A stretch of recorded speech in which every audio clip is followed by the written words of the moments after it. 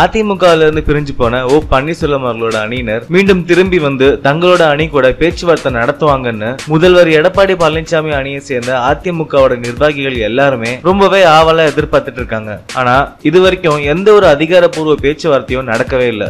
ஏற்கனவே மோதல்ல இருந்து பேச்சுவார்த்தைக்கு பணிஞ்சு வந்த இந்த இரண்டு அணியும் இப்ப மீண்டும் பேச்சுவார்த்தையிலிருந்து மோதல் நோக்கி போயிட்டு இருக்காங்க.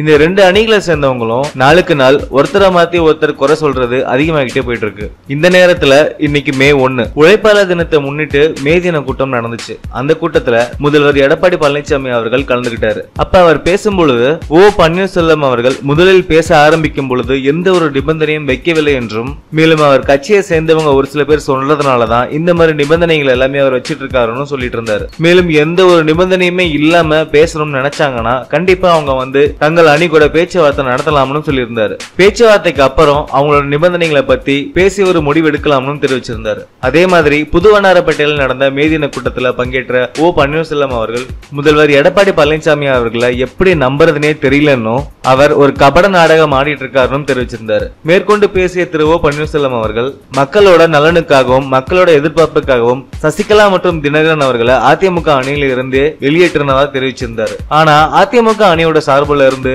தேர்தல் ஆணையத்துக்கு அனுப்பின பிரமாண பத்திரத்துல இன்னைக்கும் சசிகலா அவர்களோட பேரும் தினகரன் அவர்களோட பேரும் அதுல இணைக்கப்பட்டிருக்கு. அப்படின்னா அவங்க முழுமையா கட்சியில இருந்து நீக்கப்படலையா? எதுக்காக கட்சியோட பிரமாண பத்திரத்துல அவங்களோட பேரு இடம்பெற்றிருக்குன்னு திரு ஓ பன்னீர்செல்வம் அவர்கள் கேள்வி எழுப்பினார். மேற்கொண்டு பேசின ஓ பன்னீர்செல்வம் அவர்கள் முதல்வர் எடப்பாடி பழனிசாமி அவர்கள் டிடிவி தினகரன் அவர்களோட கூட்டாளின்னு தெரிவிச்சிருந்தார். இதே நிலைமை நீடிச்சதுன்னா கண்டிப்பா இந்த பேச்சுவார்த்தை ரத்து செய்யப்படும் அவர் தெரிவிச்சிருந்தார். மேலும் முதலமைச்சர் எடப்பாடி பழனிசாமி அவர்கள் சசிகலா மற்றும் தினகரன் அவர்களுக்கு ஆதரவு கொடுத்துட்டு தங்களோட ஆட்சியை நடத்திட்டு வந்தாங்கன்னா கூடிய சீக்கிரம் மக்களே அவங்கள ஆட்சியை விட்டு வெளியேற்றிடுவாங்கன்னு தெரிவிச்சிருந்தார். இதுவரைக்கும் அணியில இருந்தவங்க ஒருத்தர் மாத்தி ஒருத்தர் குறை சொல்லிட்டு இருந்தது போக தற்போது அணியோட முக்கிய தலைவர்களே இப்படி பேசிட்டு இருக்கிறது அரசியல் வட்டாரத்துல கொஞ்சம் பரபரப்பை ஏற்படுத்தியிருக்கு. அதிமுக இணைப்பு பேச்சுவார்த்தை கூடிய சீக்கிரத்துல நடக்கும்னு அதிமுக தொண்டர்கள் பலரும் ரொம்பவே ஆர்வமா காத்துட்டு இருக்காங்க. மேலும் இது போன்ற செய்திகளுக்கு இந்த சேனலை சப்ஸ்கிரைப் பண்ணுங்க. இந்த வீடியோ பிடிச்சிருந்தா லைக் பண்ணுங்க, ஷேர் பண்ணுங்க. இந்த வீடியோ பற்றின கருத்துக்களை கீழே கமெண்ட்ஸ்களை பதிவிடுங்க.